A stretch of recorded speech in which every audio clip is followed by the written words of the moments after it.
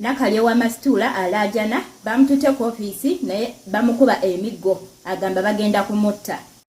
Kadaama TV tusoose bawakaako ka video katono tugenda kubeera nga tumalayo video ya Magi nga ekizibu kiri nti waliwo omukyala eyeetaagisa obuyambi Kadaama Nakalyowa Maistula agambibwa nti ali ku ofiisi naye ofiisi gyeyagenze bamukuba emiggo. Embeera eno tuzze tugiraba mu bakadaama nga babakuba nnyo nga bagenze ku ofiisi. Waliwo ofiisi waliwo n'omuwala wa baali bamuyita Fatuma eyabeera ng'akuba Kadaama nti ate nga weewuunya ddala nti bannayuganda basangibwa ku ofiisi zino ate be bakyasinze okubeera nga batuluguunya bannayuganda bannaabwe. Kibi nnyo ddala naye nga twalisaanye okubeera nga bannayuganda bannaffe tubayisa bulungi kuba ggwe nga ggwe munnayuganda gw'osinga okutegeera embeera y'omunnayuganda okusinga Omuwarabu. So weegatta n'Omuwarabu n'obeera nga okuba munnayuganda munno ekintu ekyo tekibeera kirungi. Agamba babakuba ate nga n'embeera gy'alimu mbeera si nnungi. Kasooke tuwulire Magi kikyagamba ku muwala ono then tukomewo. Nakalyowa Maistula alaajana bamututte ku ofiisi naye bamukuba emiggo agamba bagenda kumutta. Emiggo gimutta ku ofiisi wennyini we bali mu kumukubira emiggo. Muwulirize ku maloboozi ge era agambye tugatambuze ekifaananyi kye mulabaawo. Nakalyowa Maistula yayitira mu kampuni ya Keimani. Mwana gwe bandese ku ofiisi naye emiggo genzita abagenda kunzita kimanyi wano nenyemba amaloboozi gange ufune bukasindikira. Bana mwe bandese ku ofiisi naye bagenda kunzita bankuba emiggo miyitirirwa amaloboozi gange gasindike buli wamu. Omwana oyo ye Nakalyowa Maistula yayita mu kampuni ya Keimani. Nino omwala gwe mbadde nkolako video ennaku zino gwe bayita Zahara naye tannayambibwa.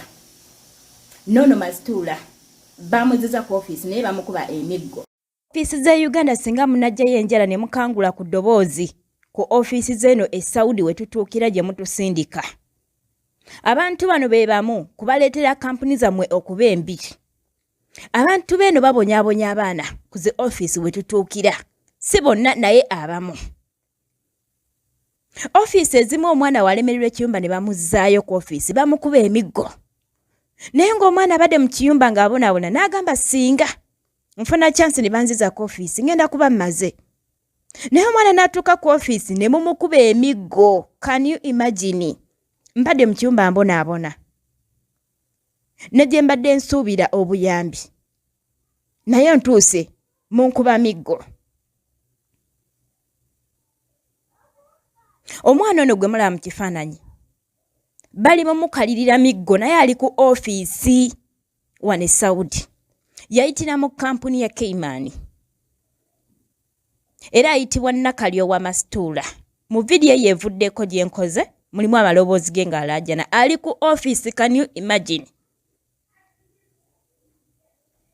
Nzize nfuna comment mu vidiyo ze nzize nkola ng'abaana bagamba we batuuka ku mawofiisi babakuba emiggo. N'olunaku lw'eggulo nafunye omwana eyakoze komenti eyo nga ngamba ye ava mu kampuni ya Keimani naye abaana be batuusa ku ofiisi babakuba emiggo. Naye yinza okuba nga ofiisi ye Uganda tekimanyi. Naye ofiisi ze Uganda bw'ovaayo n'ofuna omwana n'ofuna complain nga 3 4 5 tolinda kufuna ya 6. Kangula ku ddoboozi. Kangula ku ddoboozi.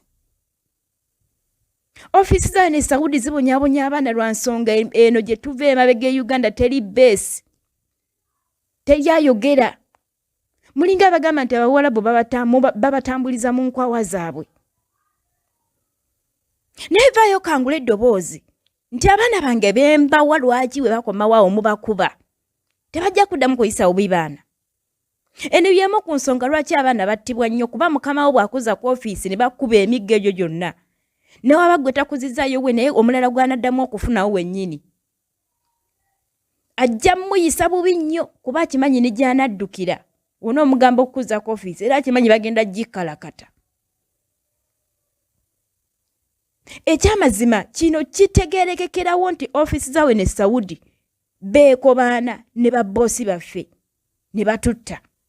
Babbosi baffe ne bawa ofiisi ssente, abaana ne battibwa. Mulekerawo okuba abaana. Bano ekampuni ezitugaba e Saudi mukangule ku malobo.